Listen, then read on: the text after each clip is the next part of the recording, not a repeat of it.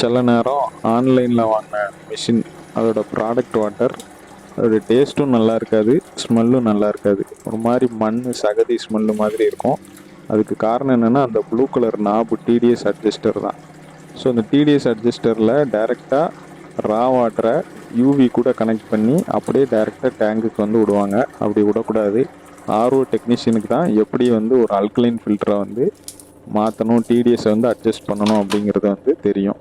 அடுத்து இதோட குவாலிட்டியை பாருங்கள். இந்த மிஷினோட குவாலிட்டி யூவி காட்ரேஜ் பிளாஸ்டிக்கில் கொடுத்துருக்காங்க. அப்புறம் போஸ்ட் கார்பன் ஃபில்டரை அல்கலைன் ஃபில்டர் அப்படின்னு சொல்லி ஸ்டிக்கரை மட்டும் ஒட்டி கொடுத்துருக்காங்க. மினரல் காட்ரேஜ்னு ஒரு 4 இன்ச்சு சின்ன ஃபில்டரை வந்து கொடுத்துருக்காங்க. இதை கேட்டால் சொல்லுவாங்க ஃபுல் ஆப்ஷன் மிஷின் அப்படின்னு சொல்லுவாங்க. 5500 ரூபா 6000 ரூபா இருக்கும்.